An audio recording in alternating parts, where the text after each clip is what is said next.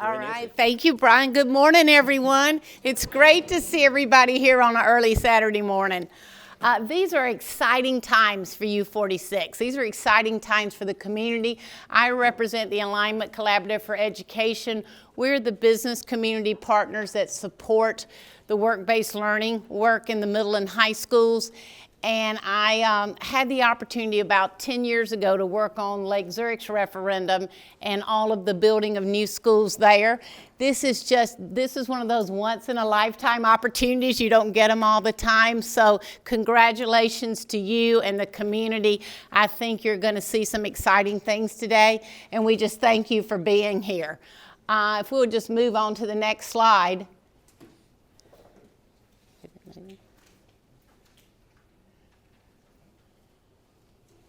That's all right, it doesn't have to move. I can talk without it.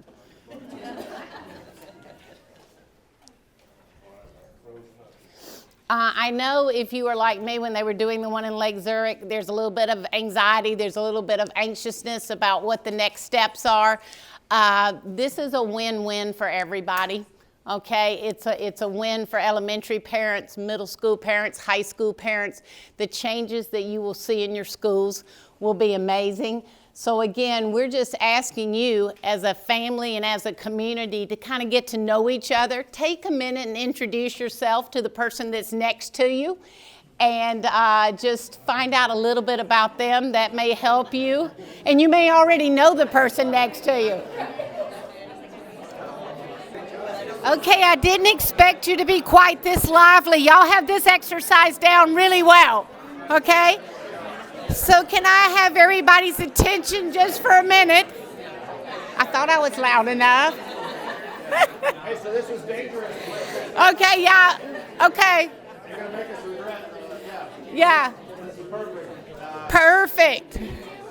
So we don't want to be here till 3 o'clock since we've got really good college football on today. So we're going to move this along. So if you will just take a minute and be sure, did everybody sign in? There's some sign-in sheets floating around. If you have Anybody not sign in? Before you leave, make sure that you signed in. We'll make sure they get circulating. Okay, perfect. And then, guys, this is a very transparent process, okay? We want everyone to know what's going on at every minute. You're probably going to get more emails and communications from Carla than you ever wanted to receive, but she just want to be sure everybody's in the loop. So don't hesitate. If you've got a question, guys, or you feel like you're concerned or you're anxious about something, go ahead and fill out this form, and I promise you they will get back to you, okay? So everybody sees that. I have a question, name, address, phone, email. All right, if you have any questions. All right, perfect. Well, then I'm going to turn it over to Brian. It's a pleasure to be with you this morning, and congratulations. Thank you, Nancy.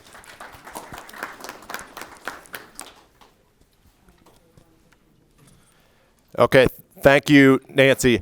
If you guys don't know Nancy Coleman, she is a powerhouse. The work she's doing with Enrollment Collaborative for Education, it's making a big difference for U-46 students, and we appreciate you, Nancy, all the time and everything you do. So today what we're going to do, we're going to review some of the recent Unite U-46 actions that's taken place and some of the decisions that have been made to make sure that you're all up to speed with that, and to make sure that you all come into today's activity with sort of the same baseline understanding of what's been done so far and what's still to come. And then today, we will spend a lot of the time reviewing sort of the costs and the other considerations in terms of coming to a decision to what to do with some of our oldest elementary schools. So we have a number of schools that we need to make decisions whether we are going to rebuild them, whether we're going to renovate them, or whether we're going to retire these schools. And that'll be kind of the main focus of today. And sort of going along with that then is quantifying the number of elementary schools that U-46 is going to need going forward, given that we have fewer students coming through U-46 than we did previously. And we'll share a lot of enrollment data with you, as well as the impact of shifting sixth grade from the elementary schools to the middle schools. That's a big deal because that's about 2,500 students that come out of our elementary schools and move into the middle schools. So if these schools were already under-enrolled, in a few years, they're going to be even more under-enrolled, and that's something that we have to plan and we have to account for.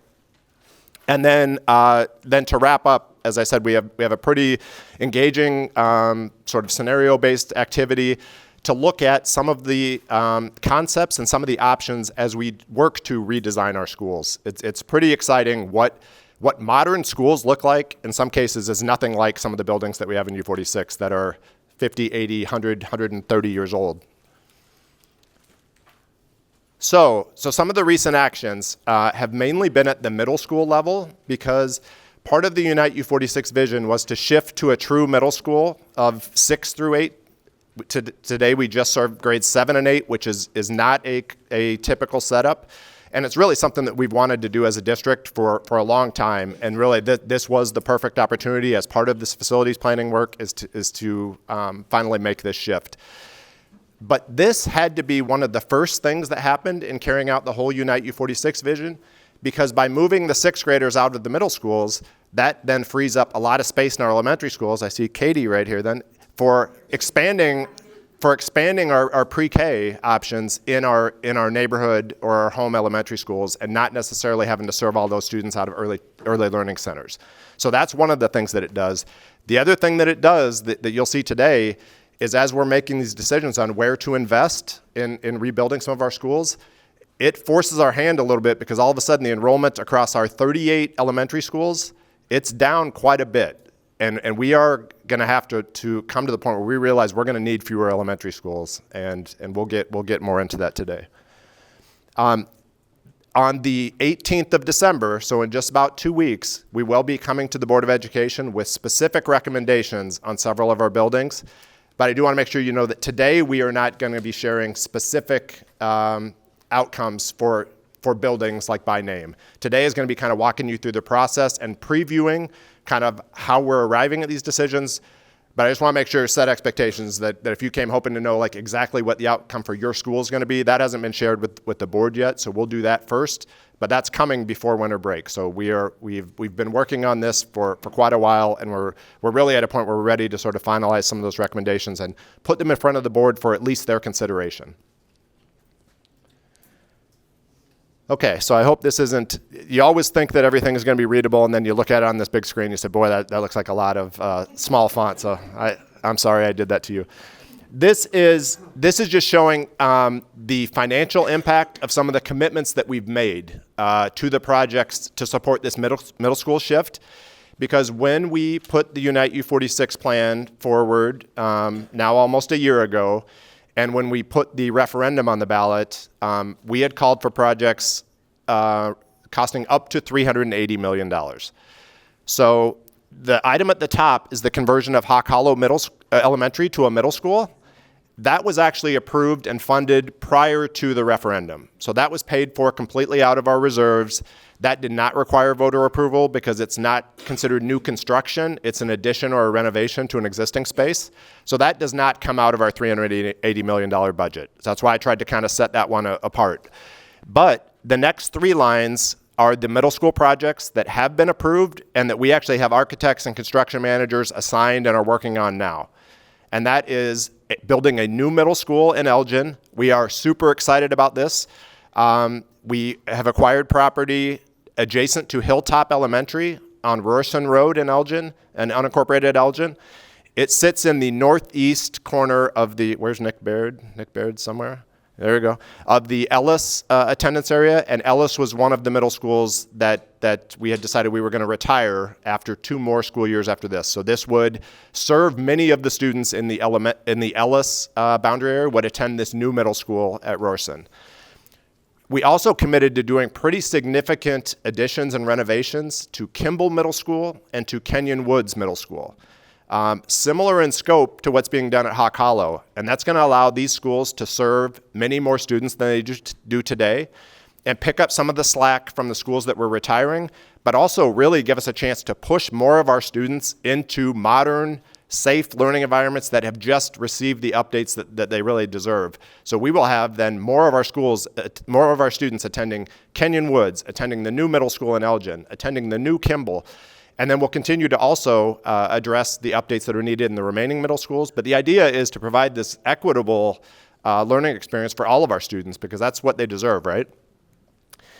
And then at the bottom, this is what we get into today, though, is then we've got a finite budget remaining to address our elementary needs. So what I'm showing here is we're committed to rebuilding or to building a new elementary school, at least one. But this is a placeholder to show you what an approximate cost would be each time that we go to build a brand new elementary school, $50 million, and it may come in a little below that, we hope, but we've been told that is a good sort of number for planning purposes at this stage, when we have no location defined at this point, no site defined, but that's a good number sort of for planning purposes. And then, as I mentioned, there are things that we would like to do to all of our middle schools, because the other middle schools that I didn't mention, Larson, Teft, Canton, Eastview, there are updates that are needed in those buildings as well. They are more minor than, say, what we're doing in Kenyon Woods and Kimball, and they probably would be spread out over several years and done as like summer projects when the students are not in session. But there are things we need to update STEM labs in a lot of our middle schools. There are some of them that we need to make sure that they have secure, welcoming, easily identifiable sort of main entries. That's not consistent across the district. So there are things that we are aspiring to provide in all of our buildings. And so the schools that are not at the top of our list, it doesn't mean that we're not doing anything to improve those schools. It will just likely need to be spread out over time as part of our summer project schedule. And then the same thing would apply to the other elementary schools in the district. And at this point, we still have not defined exactly what needs to be done in all of the schools and costed those out, and that's why that's shown as a TBD. Could you hold your question just one? I appreciate your question. We'll get through at least the first portion, and then we'll pause. So we have these Unite U-46 sessions, I think, have been so instrumental in sort of getting us to this point in the process. I don't think the referendum would have passed the way that it did if we hadn't had the community engagement that we did. So I appreciate all of you being here this Saturday morning. You can't imagine how much we appreciate this. And I think it was important in getting us here, and it's going to be important in getting us from here to the finish line. So we are committed to continuing these sessions and to hearing your feedback. As Nancy said, if you submit one of those cards today, we will commit to getting back to you next week. Carla laughs at me every time that I say we'll get back right away, because sometimes we get a big stack of these, but we make sure that we plow through them, and we will make sure that we get you answers, because we do want to hear from you, and we want to make sure that your questions and your concerns are addressed. But some of the things that we've heard in these last few sessions, it's good because it's affirmation of how we were approaching the work already, but I still wanted to just make sure that you saw kind of a summary of what we've heard in the last few sessions. So one of the things, put students first. I think hopefully that's kind of intuitive and it's common sense. But I would say even something like, as we start to approach this boundary work, which everybody is so anxious to start talking boundaries, I know that. But yet there's some things that we have to decide before we can really get into boundaries, and I'll explain kind of why we have to progress through this sort of defined sequence. But as we start to look at boundaries, what we've heard loud and clear is if we can maintain the relationships between groups of students and have these clean feeder patterns where the same students who attend elementary school together, they all go to the same middle school.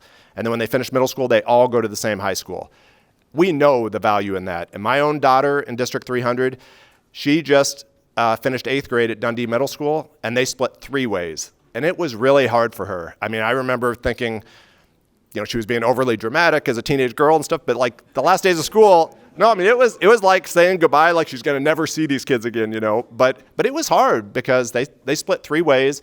She played basketball, she ran track, and she's got these friends that she played with for 3 years, and she's saying, I'm going to never play basketball with this girl again. I'm going to never run track.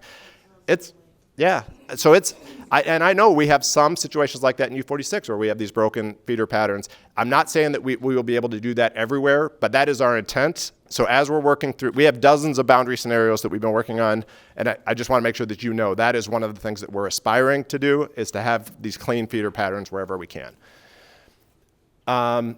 Communication with the community, that's why we're all here, right? We're committed to continuing these sessions, and we will do so.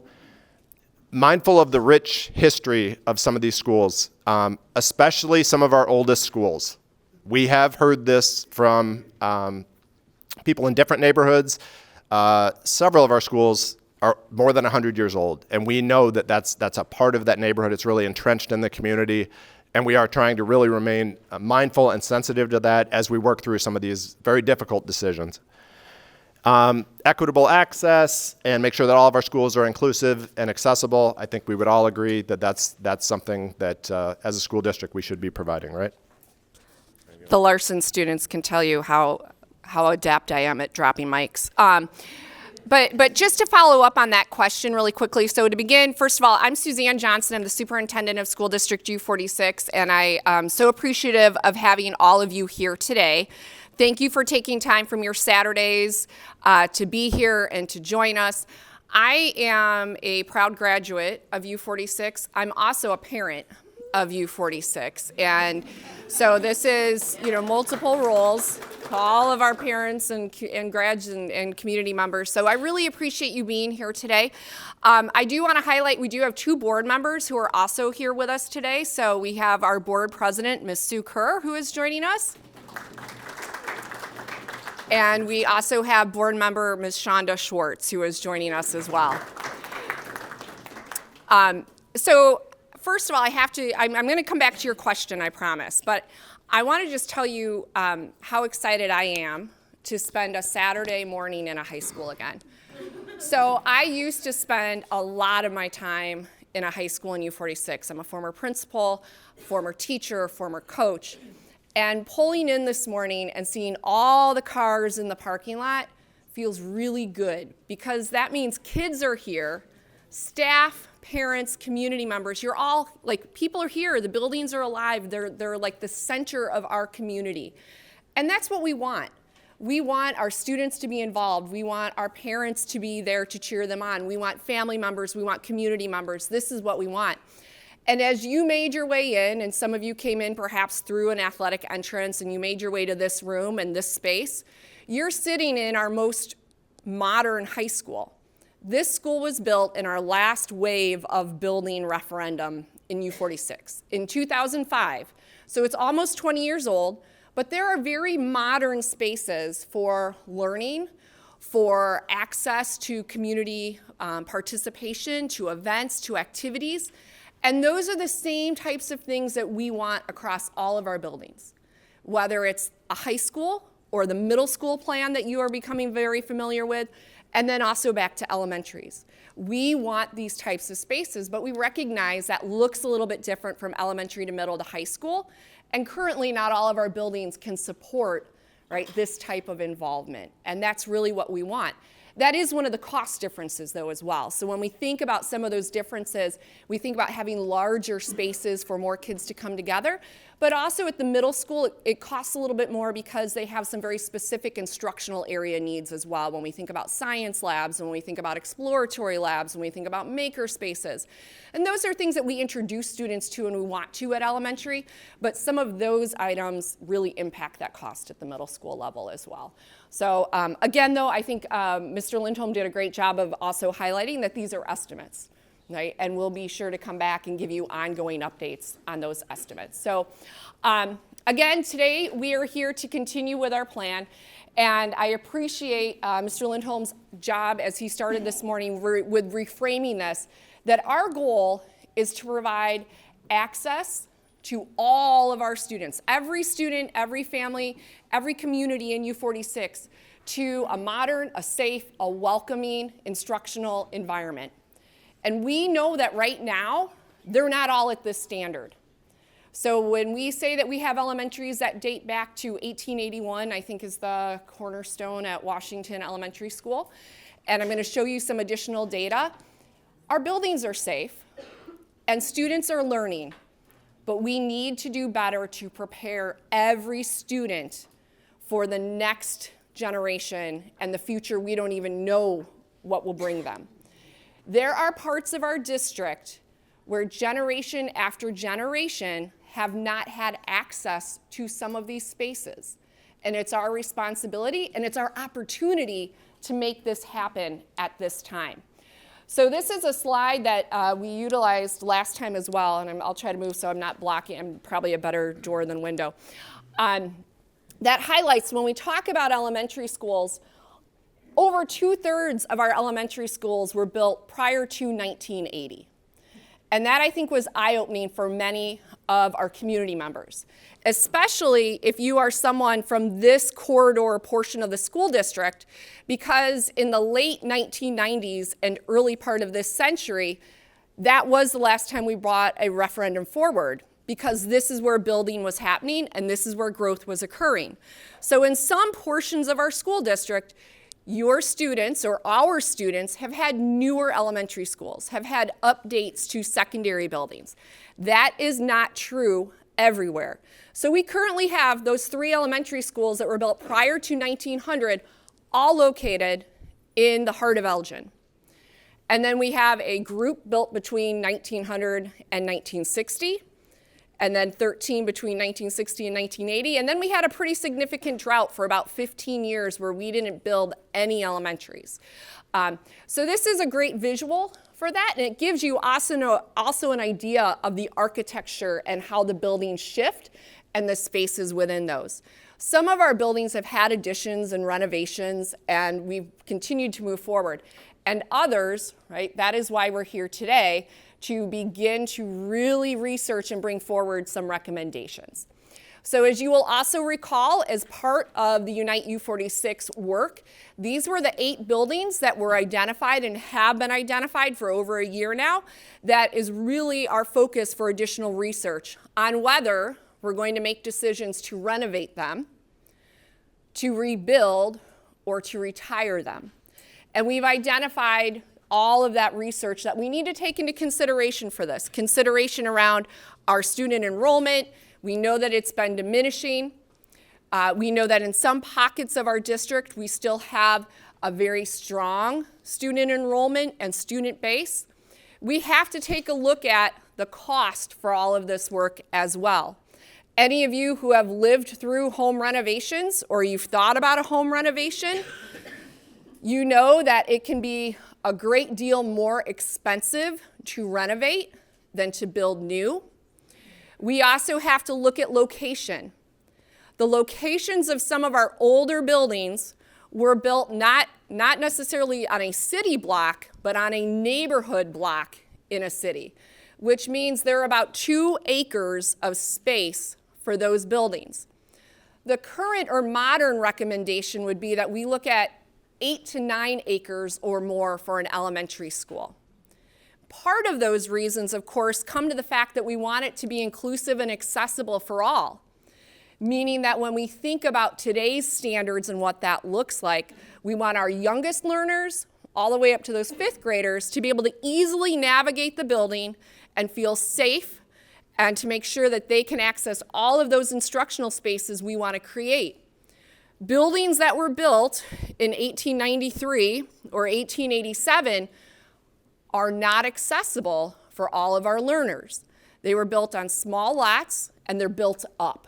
And so, which means we have learners and we have adults, we have community members who are constantly confronting those steps up and down throughout those buildings. Some of the challenges with that as well is that there's not readily available lot space to even rebuild in that immediate location. We take also into account green space. We want our students to have green space. We want them to be able to explore nature. We want them to be able to develop that love and that passion and that inquiry about environmental science. We want them to be able to play outside. So those are all things that we start to take into consideration as we review, right, each and every one of these buildings. Some of them are also located in very busy areas of our community and our school district. And again, when we think about how buildings are safe, how they're accessible, those are all considerations. And so on December 18th, as Mr. Lindholm already indicated, we will be bringing forward recommendations to the Board of Education about these buildings and our next steps with these buildings.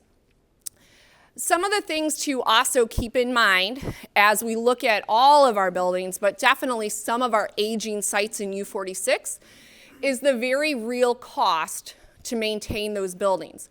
And I'm going to talk in just a few minutes about our overall cost, our general cost of maintaining an average building in U-46. But when we think about carrying buildings that, again, were built prior to the last century, there is real cost. So these images, and I know, back to the point that sometimes they don't quite display the way we'd like them to. This is outside Lowry Elementary School, and this is from August 2021. So this is 2 days after the start of the school year in August 2021. So we welcomed students back, and as you'll recall, the year prior to that was, of course, COVID, and so the buildings had not been utilized perhaps as regularly or as heavily as they had been. And so 2 days in, we had a major plumbing failure at Lowry. We had a significant pipe break in the building as well as outside of the building, which shut down water to about 2/3 of the building, which means there were no bathrooms, there were no drinking fountains, which impacts, of course, quality of life and instruction, as you can imagine. So the equipment shows you the digging that had to occur to be able to fix that. We had to go at least 17 feet down, which is almost 2 full stories underground, to address the plumbing issue. The building being built in the 1800s, we discovered several things that we didn't know about, we didn't have records of, so another foundation, some additional shafts that at one point had been used for coal and other things that all compounded, right? It's a very real, this is very real, that all compounded fixing this situation. But in the meantime, this center picture, which is never a good thing, you never want to see this with a school, right? Is that our response was porta potties. So we had to bring in porta potties for students and staff to use for what went on for almost 2.5 weeks while we fixed this. It also meant that students were eating lunch either in their classrooms or outside. If you're familiar with Lowry, this is a mobile, this is their playground, supposed to be their playground. And then, they have some other green space kind of over here. It is built on a city block. There isn't parking for the school. And so then we also, of course, while this is going on, and again, when we think about accessibility, this is a significant accessibility issue for kindergartners or any of our students or staff members who have mobility challenges. We also had to bring supervision for this area. So then we were releasing team members, all team members, name it, you name the job title, they likely spent time on this blacktop supervising students and staff and trying to be supportive, get water, do all the things that we needed to do. The plumbing cost for all of this was about $150,000. The cost that is difficult, though, to really determine, right, is the impact on students and the impact or on learning. All of the other people who were taken away from their priority, as Mr. Lindholm said, which is supposed to be about the kids, right, as we were doing this. That meant other kids maybe didn't have the resources and the experiences they needed while we did this. So it's been obviously repaired for years, and this is part of the work that we know that we need to do. But with some of our aging facilities, we know that things like this are imminent and could happen at any point. And when we go back to the equitable learning spaces and access to learning, this is a significant concern when we think about our students. Many times our most diverse students, many times our students who are newcomers to U-46, and not only U-46, but the United States. Many times our youngest students, many times our students who are bilingual and their parents are bilingual and their parents may not be able to communicate to us clearly their concerns and their issues. And because they don't communicate it, it doesn't mean it's not a problem. It is. And so these are things that we need to think about and take every opportunity that we have right now to weigh heavily as we make recommendations. And there are countless others. I'm sure you can think of others as well recently. So as I mentioned then, these are some of the real costs just for maintaining an elementary school in U-46. We take a look at our operations, so just on average what utilities run, and of course there's variation in that depending on the age of the building and whether or not it's as new and updated as we would like. Any type of major maintenance events, so those could be things like roof replacement, HVAC, boilers, plumbing, parking lot, Those are all significant considerations. And then we also have some very real fixed staffing costs. And what I mean by that for fixed staffing costs is that in many instances, it doesn't matter the size of the building. We have a principal, we have assistant principals, we have secretaries, we have custodians. All of those people are assigned to buildings regardless of the size. And so together that creates a fixed cost of what we average about $2 million per building in U-46. And so again, with that piece, and we'll talk a little bit more about this, when we think about diminishing enrollment, we think about the numbers of buildings that we have. These are all costs for us to incur. I will note, this doesn't include teacher salaries, and we haven't included that here because that works on a very different student and staffing ratio, and so it's difficult for me to give you that number per building. And so then, as I prepare to wrap up, this is our focus, and it definitely is to continue, as has been requested from all of you who have participated, that we focus on our students and we provide more opportunities for students to learn in those updated, welcoming, and safe spaces. Part of doing this work is that it will give us an opportunity to rebalance some class sizes and staffing as well for the best opportunities for students. There's great variation right now across the system, across the 90 square miles, across the 55 sites. As that enrollment starts to, continues to come down, we have some variation, and we know that we can do better when it comes to balancing that for our students and our colleagues, our team members. And then additionally, for our grade level sections, this means that we will be able to provide additional opportunities to some of that content or curriculum or resources that we haven't been able to support across all of our sites. Also aiding in that social emotional development as well, and the reduction of additional multi-grade classrooms.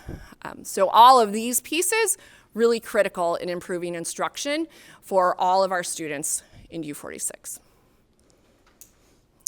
And so I think with that, I'm going to turn it back over to Mr. Lindholm. I didn't drop the mic. It's a good day. My Larson students would be very proud of me.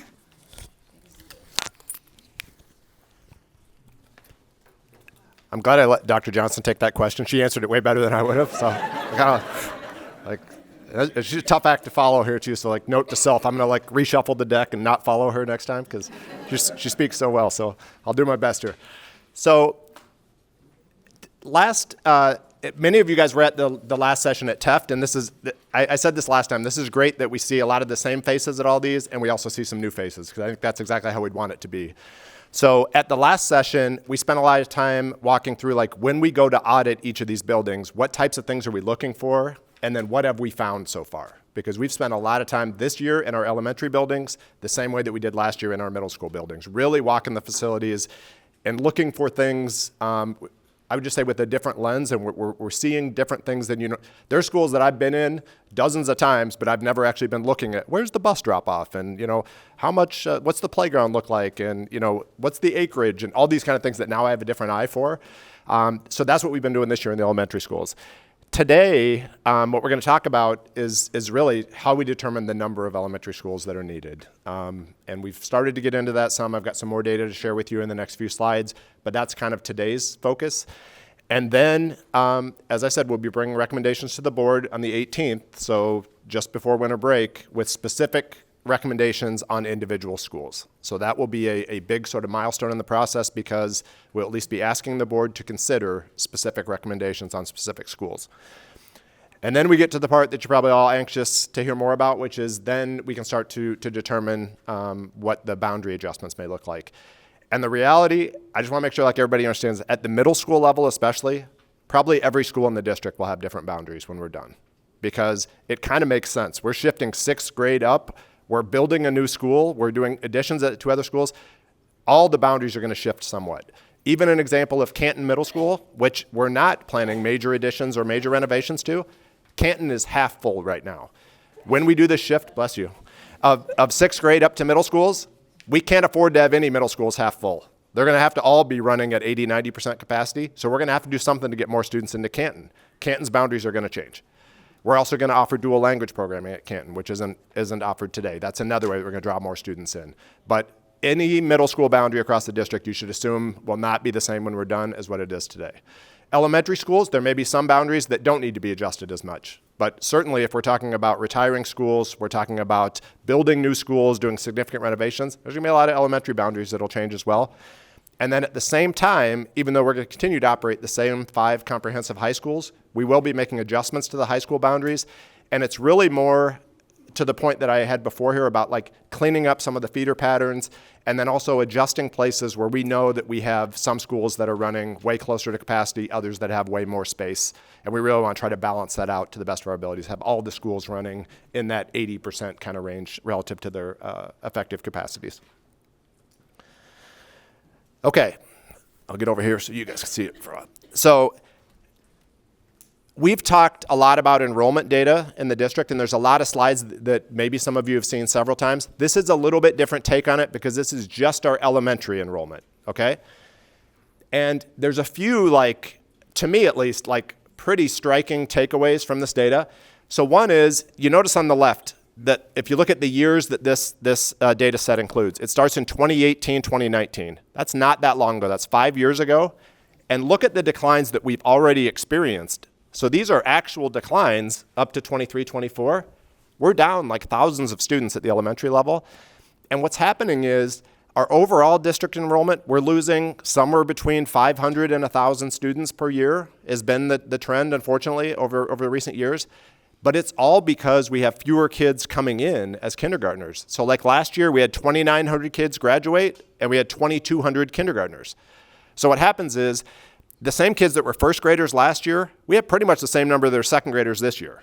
And the same number of second graders last year are now third graders. So those class sizes tend to be pretty constant as the kids make their way through the system. The biggest impact is how many start as kindergartners, because that's about how many are going to graduate 12 years later, okay? So that is the data point that we are watching so closely, is how many new kindergartners do we have each year? Because then we know that's about how many seniors we're going to have 12 years later. It fluctuates some during the years, but not much. Data has shown that is the strongest indicator. So we had a small kindergarten class this year, and then unfortunately, we know how many kids were born 5 years ago in U-46, and then how that translates to this year's kindergarten class. And since then, our births have continued to go down. So we are expecting that we're going to have that size kindergarten class or smaller. So until we see that birth rate start to stabilize, I think, yes, some of this going forward here, these are forecasts, but say for the next few years, we pretty much know what those kindergarten classes are going to be because we know how many kids have been born in our area, and we know historically what percentage of kids that are born here become U-46 students 5 years later. It's about 7 in 10. So it's about 70% end up being our students 5 years later. And really, it has not variated much. I pulled the data back as far as we could. It's between like 65 and 73%, but it's right around that 70% ratio. So unless something changed dramatically, we pretty much know about how many kindergartners we'll have for the next 3 or 4 years. And every year, we can't wait to see that birth data, because once we see that start to flatten out and ideally start to come back a little bit, then maybe some of these out years, maybe we don't continue this decline out in 32, 33. Maybe it started to level out or even come back a little bit. That would be fantastic, right? But I think the point of this slide is that, yes, this is a forecast, but in a way, not really. Some of this decline is already here. It's already happening. And some of the decline we know is going to be the case, because right now we still have some large classes in the high schools. We still have like 3,000 kids, 2,800 kids per grade level. We don't have any class sizes like that in the elementaries right now. We have 2,200 to 2,400. So as those kids progress through year after year, those are going to be our high school classes in not too long. And that's going to just drive down the total enrollment in the district. So I hope that kind of makes sense. The other point on this slide is you see the hash line in 2026, 27, when we move those elementary students, the sixth graders, up to middle school, then there's a big drop in our elementary schools. So that's where that maroon red portion at the top of the bars drops off. And you see all of a sudden then our enrollment at the elementary schools is down significantly. So careful here. I'm okay though, thanks. So if this continued on the trend that we're showing here, we would have 40% fewer kids in our elementary schools than we did in 2018. Again, not that long ago. And that's not 4, that's not 14, that's 40. So that, I mean, I just wanted to give you sort of order of magnitude here. We're not talking about like a small drop in our elementary schools. This is a pretty significant drop. And as I said, if it doesn't end up being 40, if this levels off and it's 35 or 38%, great. But I mean, effectively, we're going to be dealing with a much smaller number of students, serving a much smaller number of students in our elementary schools than we did not that long ago. So, the Illinois State Board of Education, when they established the evidence-based funding model several years ago, their typical size for an elementary school was 450 students. So that's how all of their staffing ratios, that's how all of their funding formulas are set up, is assuming that that is a typical size. Now we have some that are bigger than that in U-46, and we have some that are smaller. And when we plan to build a new elementary school, this is kind of a good starting point for a typical elementary school would be one that would serve 450. If we don't do anything, if we don't take action on any of our current elementary schools, we left the 38 that we have right now as is, continued serving the entire community. In 2026, a third of our schools would have 300 or fewer students, and many of them would be closer to 200. So these are becoming really small elementary schools, and just for like frame of reference, most of our elementary schools have around 20 classrooms, give or take. So if you have 20 classrooms and all of a sudden you only have 200 or 250 students, it's kind of one of two things. Either you're running a lot of really small classes, like 10 students, 12 students, or you've got a lot of classrooms that are sitting empty. And I'm not sure that either of those are really great outcomes. But that's what the numbers would dictate if we left the same number of schools. So this is another way of looking at it. The slide that I showed you a couple pages ago, in 2018, we had 20,000 students in our elementary schools. And at that time, we had 40 elementary schools because we still had Hawk Hollow Elementary, we still had Garfield Elementary. So if you take the 20,000 students and 40 elementary buildings, I promise this is the only math that we'll do here, that would be 500 students per building. So at that point, we were at or even a little bit above sort of what ISB would consider the typical elementary. And we had some elementary schools that were running 700 plus students at that time. If we don't do anything, in August of 2026, we'd have about 13,500 students, okay, across our 38 buildings. So look at the average size. It would drop from 500 to 355. And again, a third of the schools would be 300 or less, many of them closer to 200. So I think, to me, what was striking about this is in 2018, our average building was 500 students. If we don't do anything else, by 2026, we'd only have a few schools that would be 500. It used to be our average, and all of a sudden, out of our 38, we'd have 3 or 4 that would be more than 500. So that is another sort of dramatic, to me at least, data point to show just sort of the magnitude of the enrollment decline and how it's impacting our operation. This now takes some of the enrollment data and it looks at then what the capacity utilization in our buildings would be. Based on our projected enrollments in 2026, pulling 6th graders out of the elementary schools. And so this is a heat map. Red means the building is totally full. Blue means it's nowhere near full, maybe half full to 60% full, and then kind of variations from there. Our goal would be to have a lot of our schools running in the gray, meaning around 80% capacity. That is kind of the sweet spot. But what you see is if we don't do anything else and we keep the 38 schools running, majority of our schools are going to be blue, meaning 60, 70%, some 50% full. And as I said, that's some elementary schools that would be running at 200, 250 students. Those are really, really tiny elementary schools. We have, I think, one school that's running about that enrollment today, but all of a sudden we would have a dozen, say. So this gives you some feel. And then if you notice, the couple, I think one of our slides. So the couple that we tried to highlight here in red, these are areas where we have a lot of elementary schools very closely located that in many cases they're all running well below capacity. So you look at, say, the one on the right, this is the eastern edge of the district. So it's Hanover Park, Streamwood, sort of the northern part of Bartlett. We have 11 schools in this pretty tight geographic area, 11 schools, and it's just a wave of blue. They're all running 50, 60, 70% capacity. There's one school in the middle in gray, Heritage, that would still be up around that 80%. Other than that, they would all be way below capacity, okay? And then the same effect, maybe not quite to the same extent, is the one that we circled on the left. So this is in Elgin, and Garfield is still shown on this visual. So Garfield is the one in white, but there were 8 schools in that fairly tight area there. So we pulled Garfield offline, so now that means we have 7 schools operating right now in that little area on the left. But I think when the total district enrollment not that long ago was like 42,000, and you saw that meant we had 20,000 or a little more than that at the elementary, this was probably the right number of schools at that time, but I don't think it's going to be the right number of schools when we have our enrollment as a district is down to say 32,000, not 42,000, and we've moved an entire grade level up to the middle schools. We are probably going to need, if there's 11 schools over here right now, we're going to probably need more like 9, okay?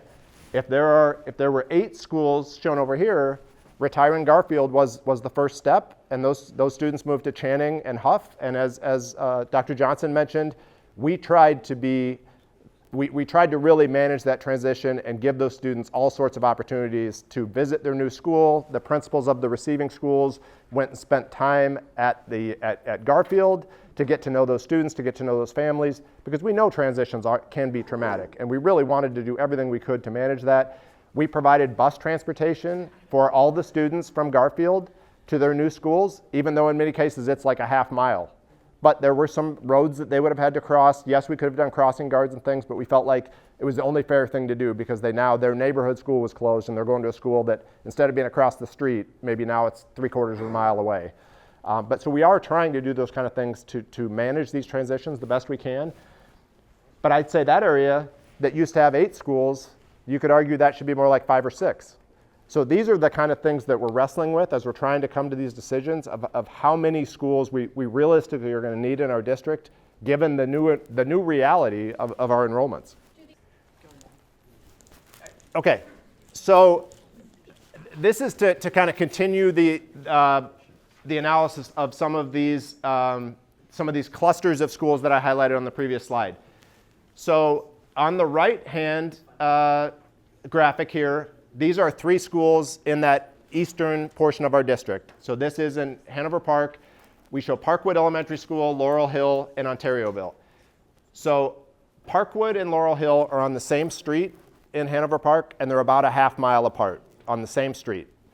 And then Ontarioville is basically straight south of Parkwood, and it's about a mile. And if we look forward to 2026, based on our current trends, and by pulling the 6th graders out, and to Heather's point, this does not include pre-K at this point, this is just K through 5 then, we would have 770 students across the 3 schools. So the decision we just have to make then is 2 schools enough to serve 770 students? That would be 2 schools of less than 400 students potentially. So just something that we have to consider. The same scenario on the left, these are 3 schools in that Elgin area that it's a total of about 2 miles apart between the 3 schools. So the school in the middle, Washington, it's about a mile each direction to either Lowry or Harriet Gifford. And their combined enrollment across the 3 schools would be 830. So the same thing, that's either going to be 3 really small elementary schools at like 250, 280, whatever that number might be, or it's going to be 2 elementary schools at about 400. And I'm not putting these up to say that we've made any decisions on these particular schools because we haven't, but it's just an example of these are the types of things that we're looking at, and there's dozens of these scenarios kind of across the district. I just wanted to illustrate the point for you, both the physical proximity. I don't think people know in some cases like how close some of our schools are. Dr. Johnson and I were out driving around the district with some of our board members yesterday, and there were times that it was like, oh, there's another one of our schools, there's another one, and it was like we were passing a U-46 school every mile, and we were in this area kind of on the right-hand side of the screen. We were in the eastern part of the district.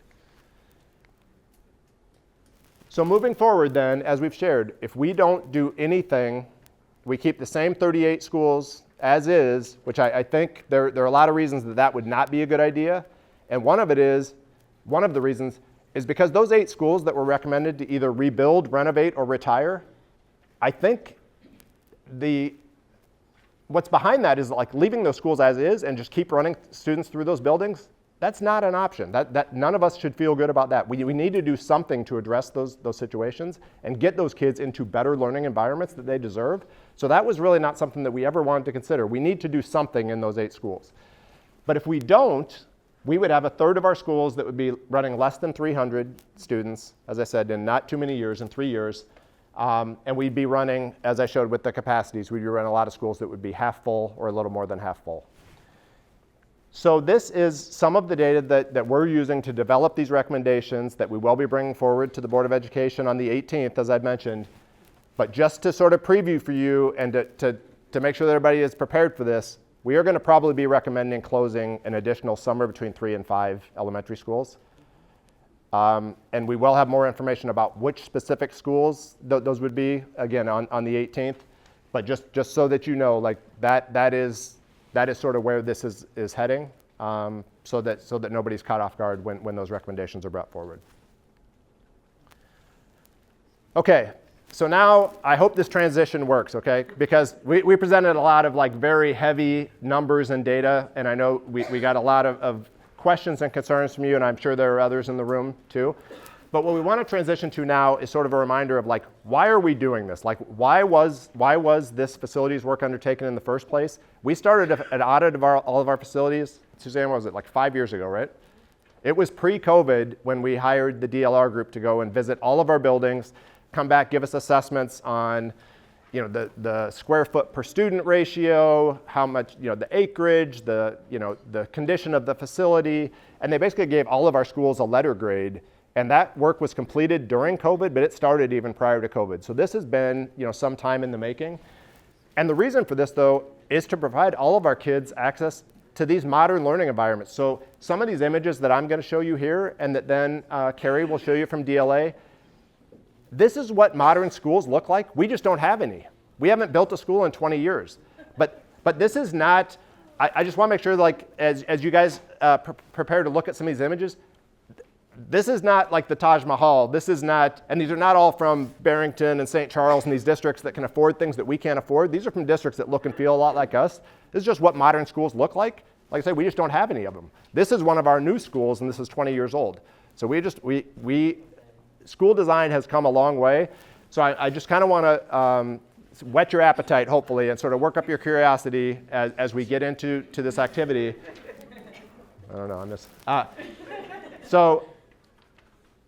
So here's a few images to get you going. So engaging and student-centered.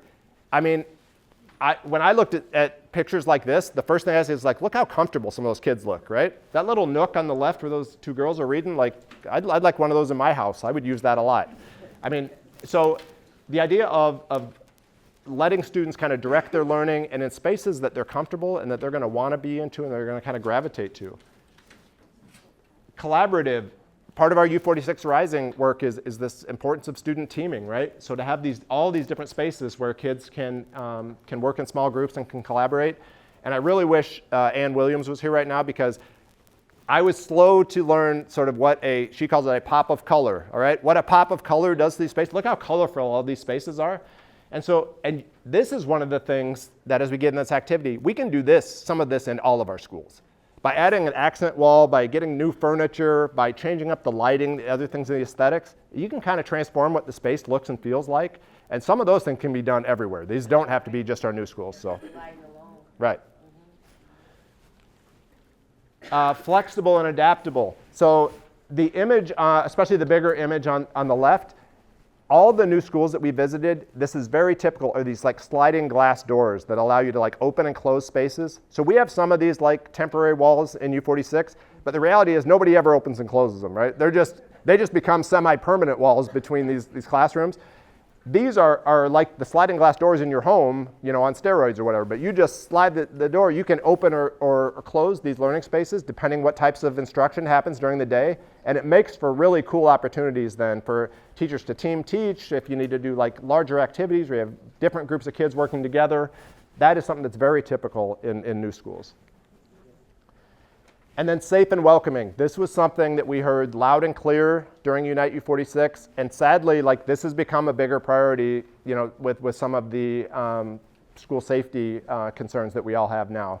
So really, all of our buildings should have safe, secure, easily identifiable main entries.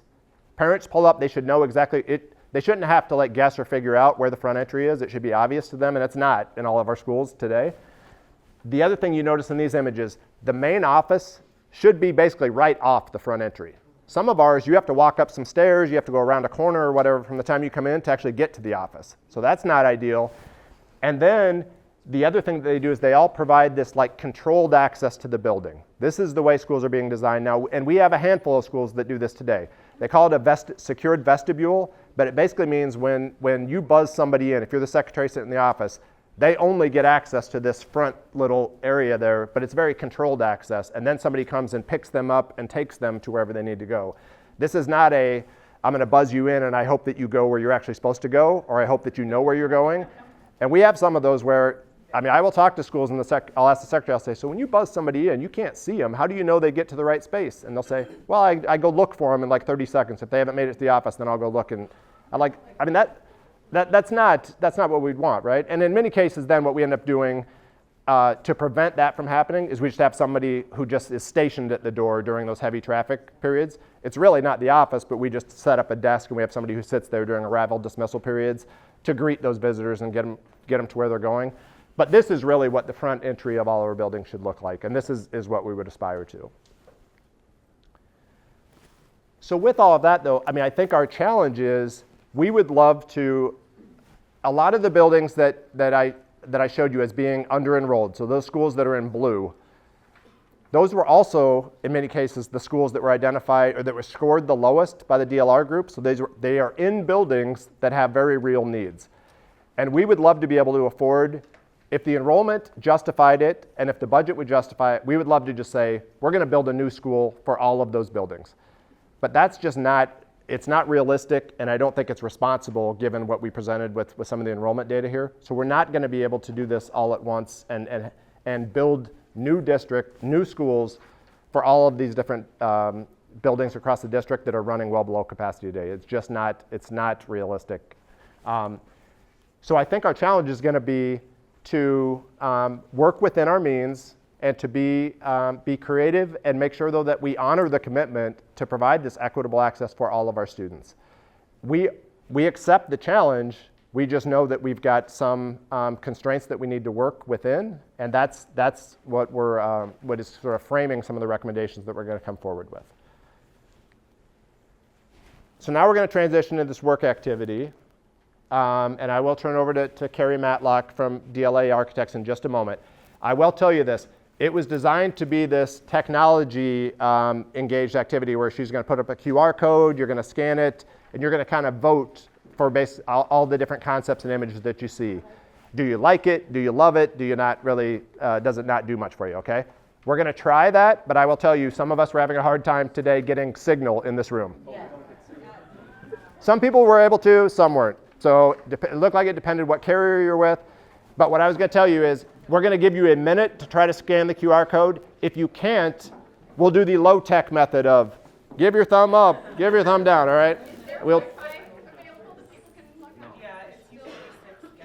It is, and yet we tried that as well. There was a little bit hit and miss in terms of getting people on there and then getting to the Mentimeter site that we're going to. Yeah. So as we go through these, as Dr. Johnson reminded me, these images will all be posted as a PDF right after the session, and we will have a way then that you can fill out your feedback online, or when you get somewhere then where you've got a strong signal, say, you can then actually scan the QR code and do that work.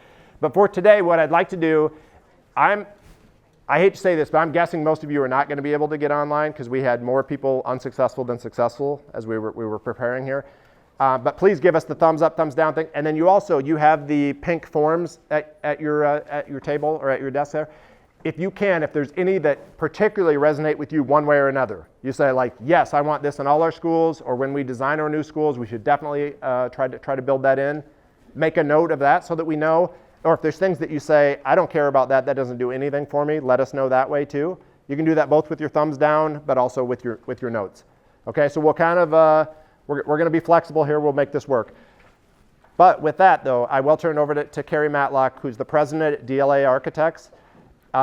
we have selected DLA to design our new middle school in Elgin, and Carrie and her team are also doing the addition at Kimball. So they have been an amazing partner so far, and I know they will continue to be. I've been through this activity with DLA, and I think it's really kind of eye-opening and really gets your thoughts going. So I think you guys are going to enjoy this. But with that, I'll turn it over to Carrie.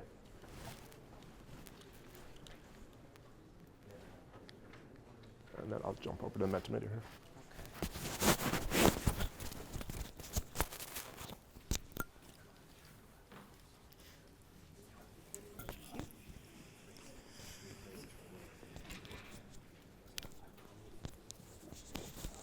All right, Brian, well, thanks for setting me up for success. It's always good to be here.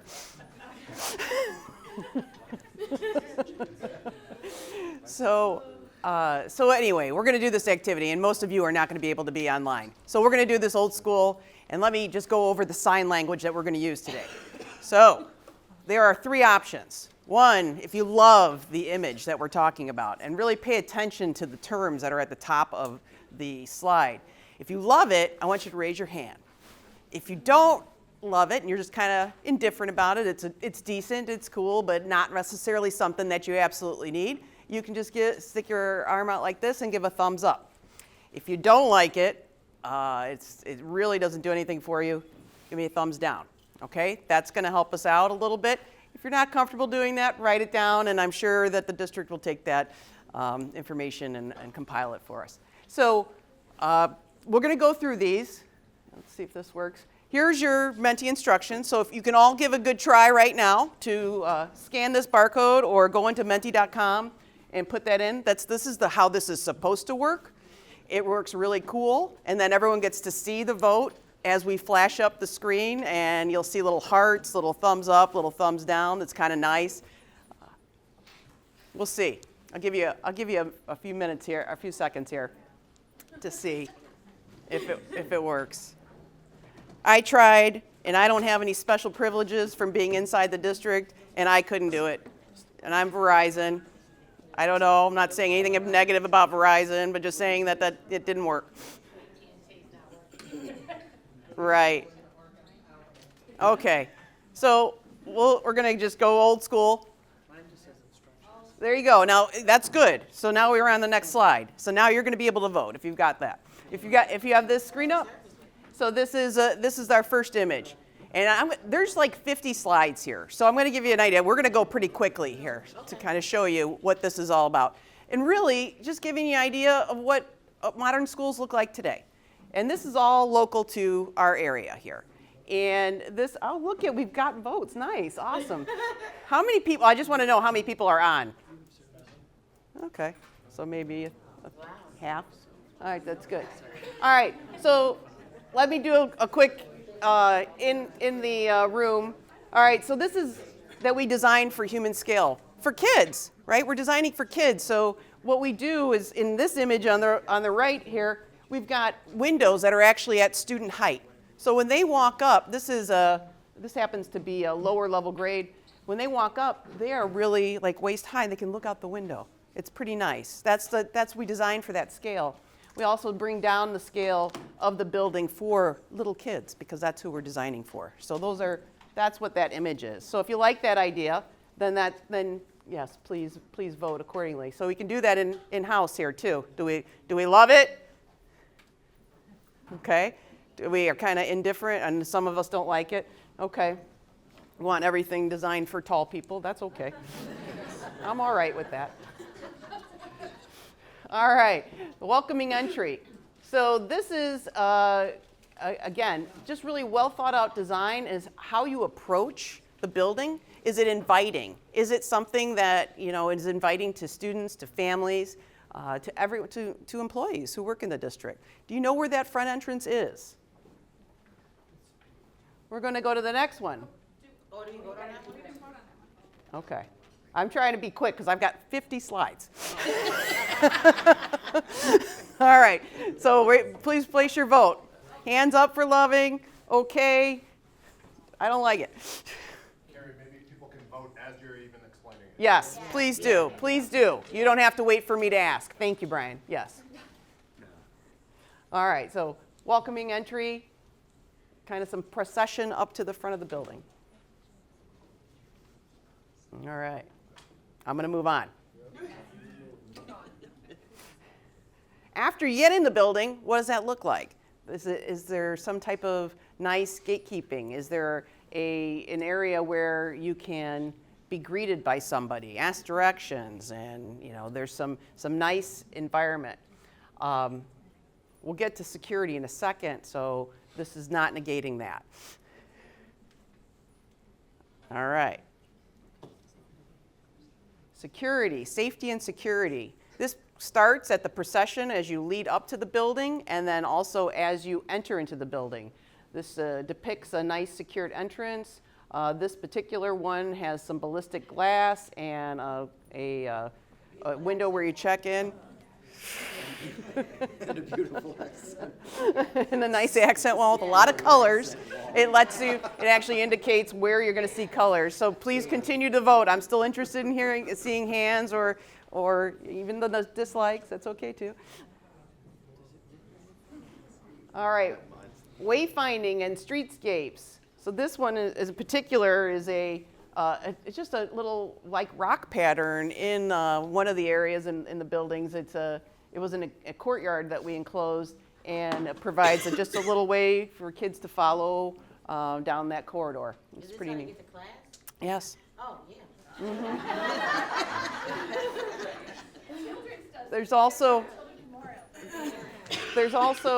different areas of the building that are colored, different colors, and it's kind of a wayfinding mechanism. So different shapes and different colors are utilized a lot to make sure that students know where they're at, navigating the building. Okay, great.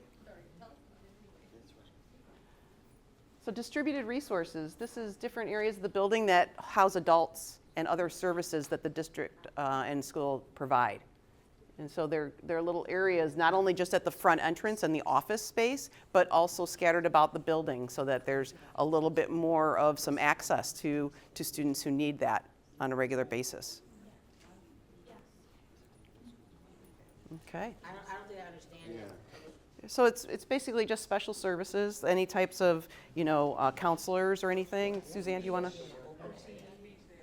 And is the concept here that all the special services their offices are sort of They're just closer to scattered. where the students are, Exactly. rather than you have Exactly. They're different. They're in different parts of the building, not just solely located in an office area. Right. Oh, gotcha. So they're in different areas. Okay. All right, moving on. And this is personalized as home base and individual storage. So like we see out here, there's a bunch of lockers in the middle of the corridor. Here, we've included them into classrooms where there are little cubbies for the lower grade levels. And then also in this area for some higher grade levels, there are lockers that are outside of the classroom where they can access. So it's just for different ways of incorporating personalized space. they have a teacher. Okay. Well then then this would work really well. Yeah. Okay. Thank you so much. All right, lifelong fitness. So this is an interesting one. This is a building on the right. They have a area where they can teach healthy eating and nutrition to students. This is a space specifically designed for that.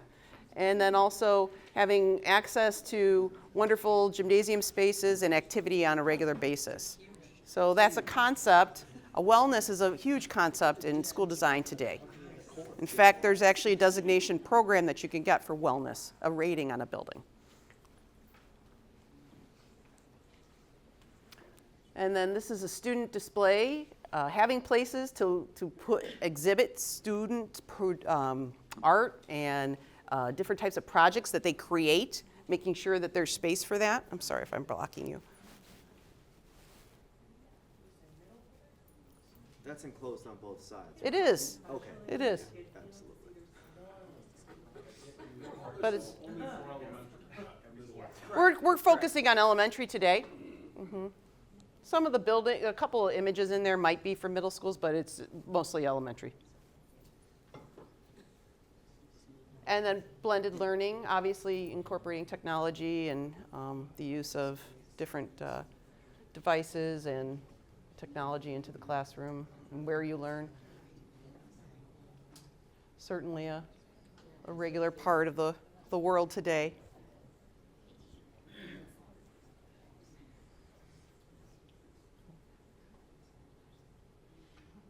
All right.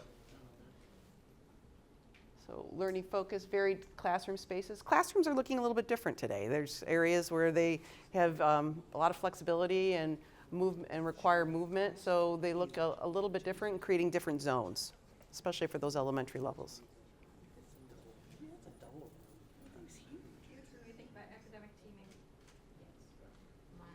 My son can dual language teacher has different ways to, so this works really well. Cool. Different choices, yeah. And then studios and specialty labs, designated spaces for art, actually spaces that are designed around art and it's not an anomaly. I know it's something that people are doing now. Schools have access to. When we look at new facilities, these are the types of spaces we like to create for those functions that are still versatile.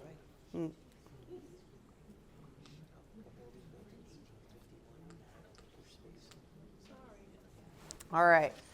And then specialty labs, maker spaces, and fab labs. So I'm sure you've heard of this. And a lot of spaces that allow for different types of creation, sometimes located right next to library areas, or they can do research and then dream and develop. Does those white boys open? Yes, they do. They're storage units. I think specialized instruction. All right, music and performance. So again, spaces designed for that function, and versatile spaces that can be for this gym on the right is actually a gym. We call it a gymnatorium because it has a stage that works and a big sound system, a retractable seating for performance space. It's attractive, just do it.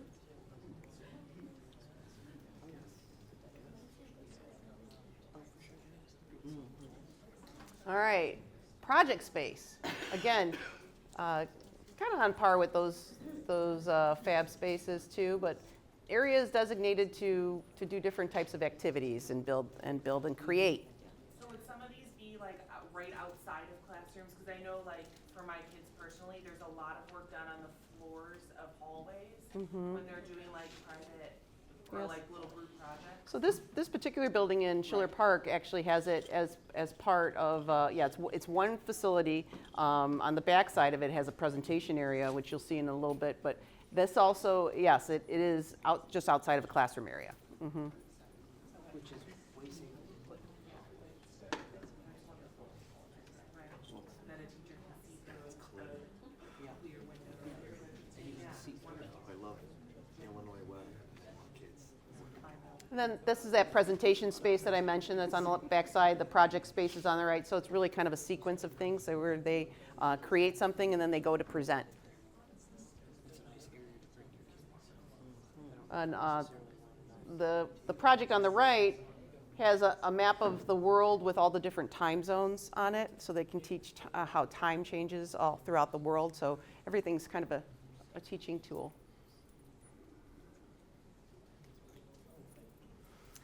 And then, so this is it's a fun term. It's called a campfire space, and it really goes back to our primordial beginnings, where people sat around a campfire and told stories. So this is how we interact in the world. And so little group gathering areas, it's kind of a fun term, so we call it campfire spaces.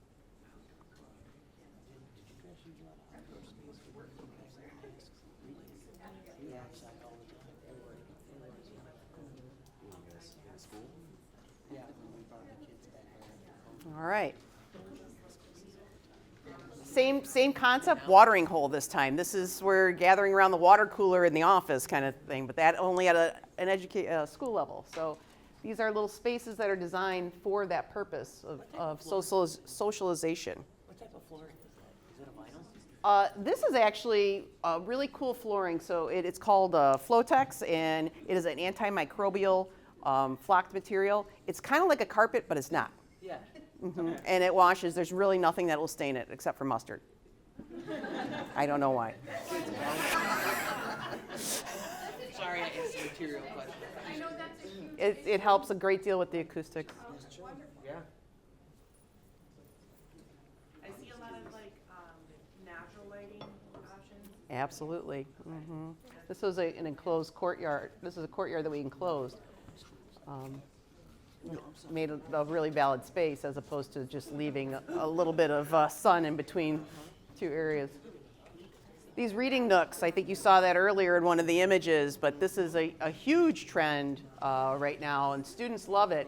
The image on the left is a space where students actually have access to an LED light changing device where they can change the color of that nook at times. So they can really, you know, if they love the color orange, they change it to an orange feel. If they love the color green, they can change it.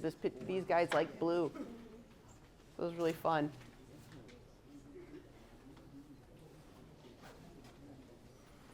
And then designing for multiple intelligence. Everyone learns differently, and so providing different areas that different students can respond well to if they need to be active. That is actually a slide. Yes, that is. It really exists. There's a slide in the library in Schiller Park, School District 81. They started out having no rules for that slide. They ended up having some rules. But they still love it, and it's still a big part of their day.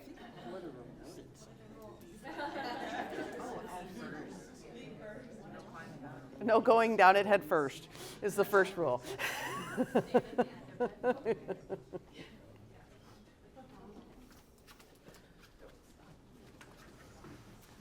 Shared learning resources. So these are big open areas. There's really no boundaries, no walls to the library spaces that you're looking at. So they can, one is being used as a corridor, and the other is an open atrium space. That's that slide in the background on the left over that one.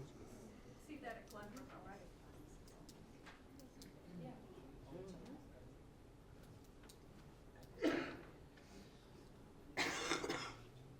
Yes, this at an elementary school is very different than at a high school level with students. This is actually, it's very well received here. All right, learning neighborhoods. So this is fun. It's really how the building is organized around classroom areas, and you probably see a lot of this at a middle school level, but this is an elementary school. We have pods of classrooms that are designed around a color, and also that color translates to the exterior of the building. The stairwells all have the same color coding, and so it's a way of wayfinding, but the classrooms are also kind of grouped in a series of 5 classrooms at a time, and it depends if you're on the first floor or second floor. You change colors and the shading of those colors. So it's a pretty neat wayfinding tool, as well as organization for breaking down the scale of a large building into smaller little schools within a school. Why 5 when you have like 3 classes in one grade, then you end up with split grades? This is a 5-section building, so they worked in 5s. So.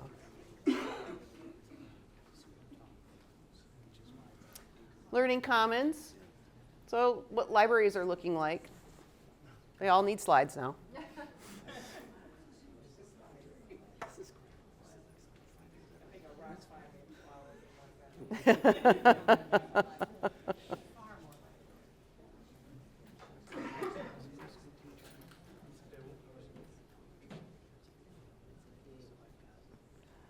And then casual eating areas. So this cafeteria on the right looks much different than a lot of cafeterias that you would typically see, with big, long tables. They try to break it up into more intimate groups. Whoops, I don't know what just happened. Okay. And then, smaller little eating areas that maybe sometimes just outside of classrooms, depending upon the need of the student.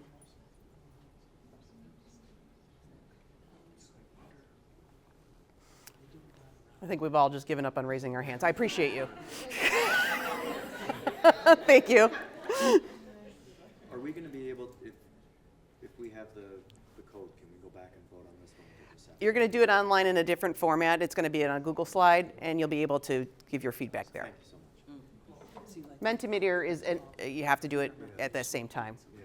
So these are breakout spaces, areas outside of classrooms that students can gather in and do spontaneous group activities.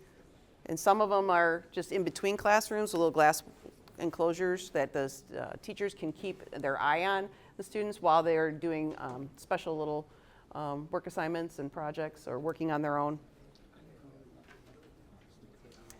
And professional work areas. So actually designing professional work areas for their staff as well.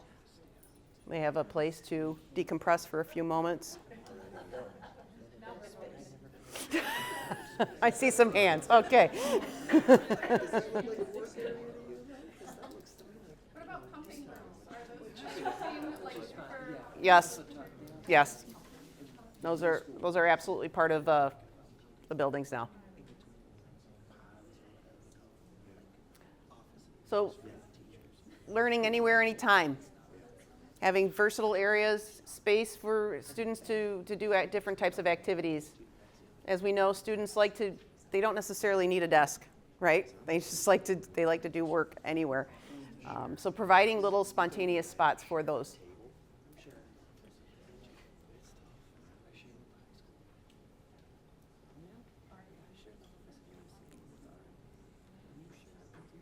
Flexible furniture and agile classrooms. So classrooms that open up into one another, and then also having flexible furniture that can be manipulated in many different ways and shapes and forms to help aid the teachers in whatever activity that they're doing that day.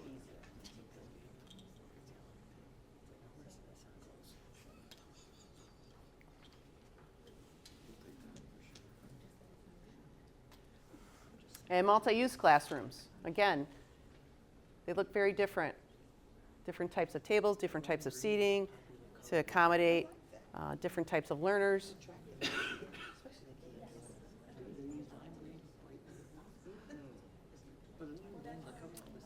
Flexible boundaries, movable walls, garage doors that come down and enclose different spaces. What's the quality of that glass? So we have ballistic glass at the entrance. Do we similarly have ballistic? This is not ballistic. No, this is in the context of a building, so it is actually secured at various points throughout. So the security in a building goes in different situations. So this is an internal.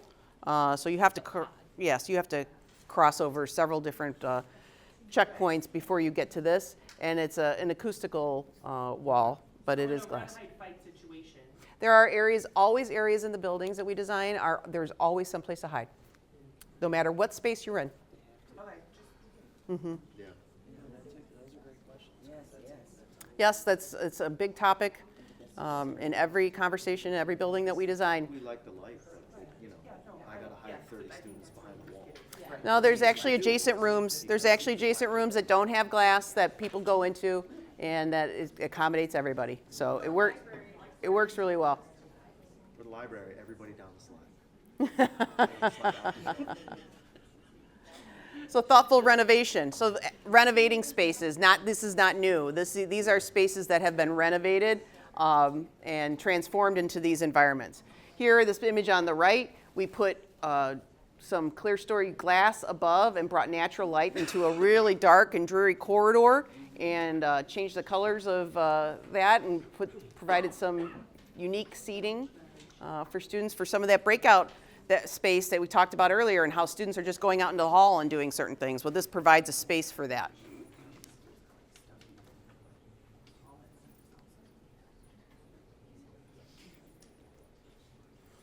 Branding and identity. So the image on the left is a vista that's in the town of Lake Zurich, and they are overlooking the lake and this little area in downtown Lake Zurich, and so they depicted that, but in a fun, playful way, of students and younger students, and in kind of a cartoon area, and then certainly branding with school identity. So, but either way, colors on walls and wall graphics. Wall graphics, big deal. Timeless and traditional. when we are adding an addition onto an existing building, we look at the context of what the surroundings are. What we're seeing here with this building was a very traditional building, so the addition we put on here, very, very traditional looking. You can still provide modern design with a traditional look. Some people enjoy that. Some people want completely modern. It depends. This is in Riverside, Illinois. They're very particular. It's the only historic town, whole historic town in the state of Illinois. So very particular in what they do to their buildings here. Again, biophilia is the concept of bringing nature inside. So we replicate nature, elements in nature, whether that's a tree or leaves or a live wall or wood, bringing that inside. It's very powerful and calming for students psychologically.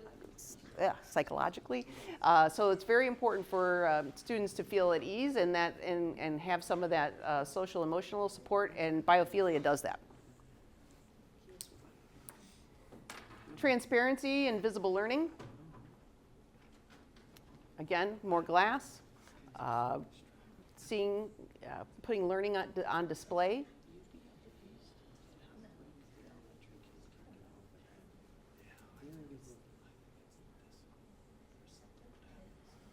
The connection to outdoors. A lot of the spaces that we've designed have outdoor areas that are not necessarily on the ground. They're rooftop level. And they allow for students to go out and get some fresh air, staff as well. And then that connection to the outdoors. This is one of those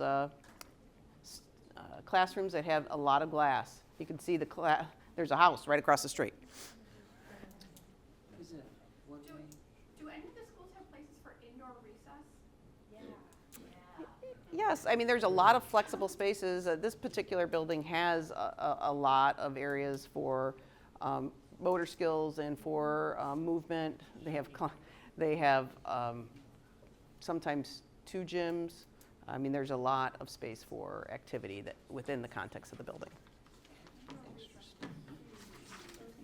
Integrated technology, making sure that we've fortified the building and the infrastructure with enough technology to support all the ongoing activities of a modern school.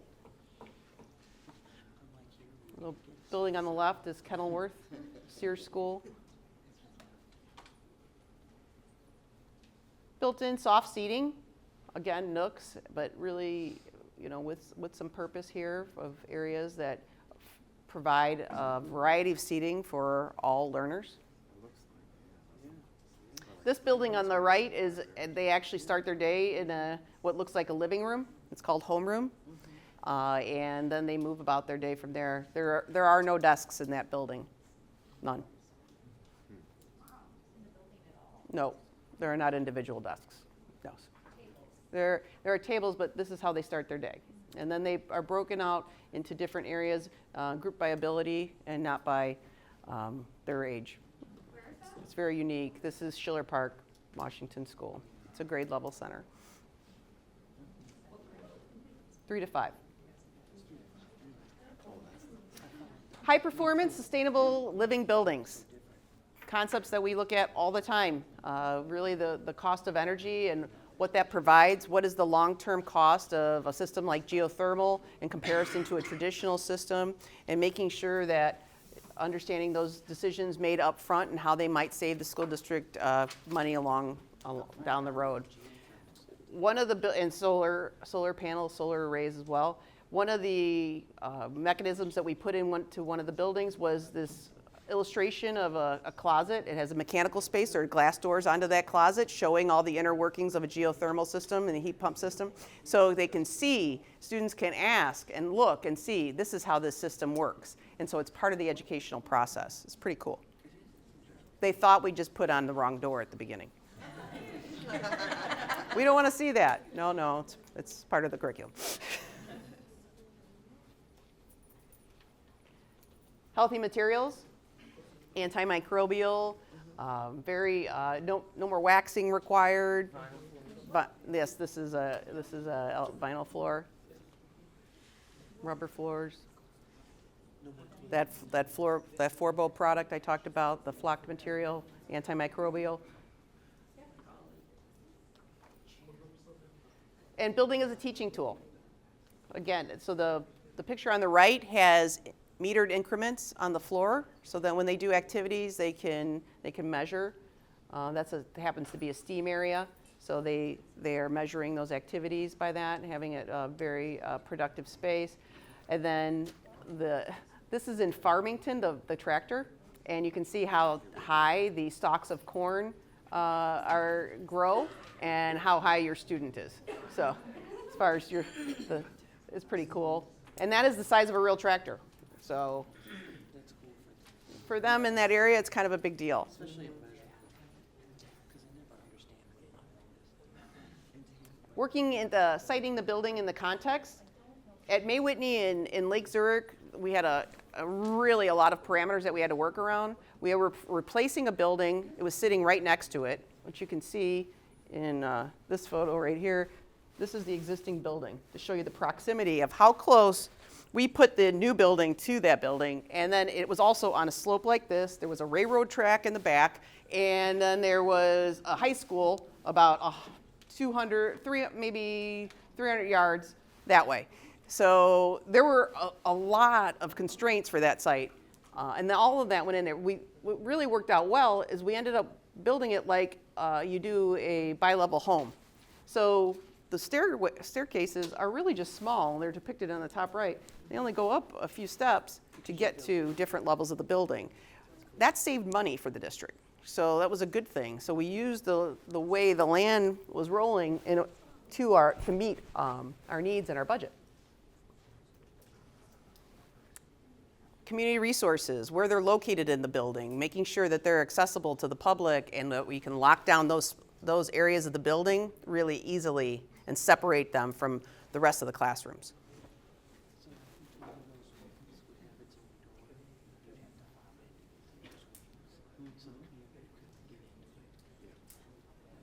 And outdoor play. This is in Itasca. This is a river going through. You got a log you can crawl through. And then a synthetic turf soccer field above at May Whitney. Playgrounds, are we seeing those more at schools now or just in parks? Oh no, they're at schools too. This is. There are various areas. It's not all depicted here, but you can. There are certainly elements of this that are accessible.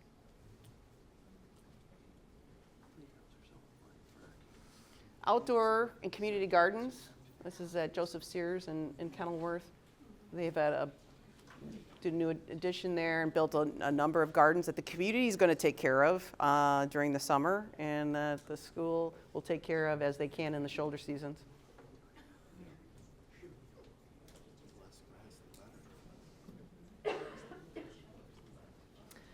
And history and storytelling. So the building on the left here is a history room. So they've taken all of the history from the community and made it a small museum in their school. Wow. And then on the right, that's that Farmington building, and they were very also into coal mining. So this is a little bit of their history as well that they incorporated into their fab lab. But talking about the community and what was important to them as part of it. And that is the conclusion of the highly technological piece of this. Thank you. I have a question. I'm going to give it to you. You're going to do this. Okay, we're going to close this. So the one is thank you all for sticking with us. I know we ran a little bit over. We had technology challenges. You all kind of rolled with it, so I appreciate that. We will do 3 more of these sessions in the spring. So the first one will be February 8th. We have one scheduled for the 13th of March, and then we'll do one more before the end of the school year. So I would love to see you at these next sessions, and tell your friends, your neighbors, your colleagues, if you found this valuable, and invite them to come as well. The more people we can get engaged in these, the better. I appreciate all of your, like I say, your patience, your engagement today, and for sticking with us. We'll be around for a little bit afterwards here if you have any specific individual questions you want to ask, but otherwise I know you got your Saturdays to get to. So thanks very much, and we'll see you next time.